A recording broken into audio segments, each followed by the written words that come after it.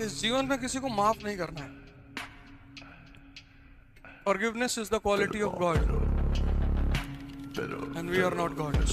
मैं बता रहा हूँ, आज से कुछ साल बाद अगर आप जीवन में सफल नहीं हो पाए, आप पैसे नहीं कमा पाए, आप अच्छा नहीं कर पाए अपने लिए, तो सड़क पे आपको एक पुराना दोस्त दिखेगा, आपको ना देखने का नाटक करते हुए चला जाएगा आपके बगल से।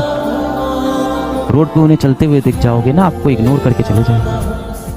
हम एक ही टीचर थी जिसका होमवर्क किए जीवन भर, क्रिश्चियन पिंटो। वो खुद नहीं मारती थी, कहती थी मैं गांधी जी की फॉलोवर हूँ। तो अगर कोई लड़का होमवर्क नहीं करके आता था तो लड़की को उठाती थी क्लास में, उससे कहती थी मारो।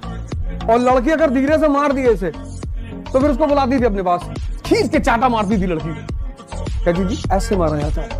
और जो लड़का एक बार लड़की से 2 चाटा खा गया, वो समझ लो पब्लिकली कुछ बोल ही नहीं सकता।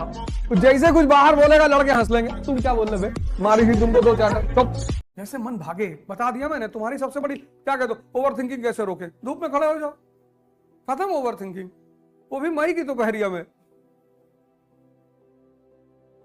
वही किताब ले लो, वो लक्ष्मीकांत वाली, खड़े 3 घंटे बाद कोई पहचान नहीं पाएगा, टेक्सचर ऐसा हो जाएगा, तुम्हारी अम्मा बगल से निकल जाएंगी, हमारा लड़का भी ऐसे है। अब ये मत कहना ओवर थिंकिंग कैसे रोके। जैसे ही तुम्हारे साथ बदतमीजी करे, तुम भी पलट कर करो। जब पढ़ने बैठे हैं तो पढ़ने दो, अब क्यों उल्टी सीधी राय दे रहे हो, क्यों उठा रहे हो पढ़ने से? और उससे भी अच्छा तरीका, जब तक पढ़ो कुछ पेट में डालो मत, जब तक पढ़ो ये खाली रहेगा, बस ये भरते चले जाना। 2-3 घंटे जब इसको भर लिए, तब धीरे से खाना खा के नैप ले लेना। हम गरीब हैं लेकिन गद्दार नहीं, इसीलिए तुम गरीब हो, क्योंकि अमीर होने की पहली एलिजिबिलिटी ये गद्दारी है। पहली एलिजिबिलिटी अमीर होने की गद्दारी है। 2014 से पहले कितने लोग कांग्रेस में थे, इसमें थे, उसमें थे, सब छोड़ छाड़ के रूलिंग पार्टी में आ गए, सब मौज कर रहे हैं। बता रहे पहले तो गवर्नमेंट थी ही नहीं, पहले तो बहुत बुरा हाल था। India got independence in 2014।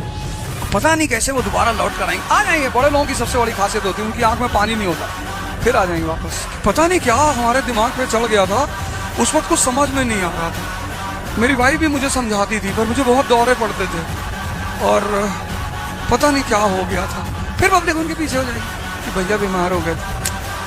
गरीबी सिर्फ इसलिए आदमी को होती है क्योंकि उसको बेइज्जती का बड़ा डर होता है। जिसको बेइज्जती का डर है वो गरीब रहेगा, और जो बेइज्जती को अपनी बपौती समझ लेता है कि बेइज्जती नहीं हुई तो समझ लो कुछ हुआ ही नहीं जिंदगी।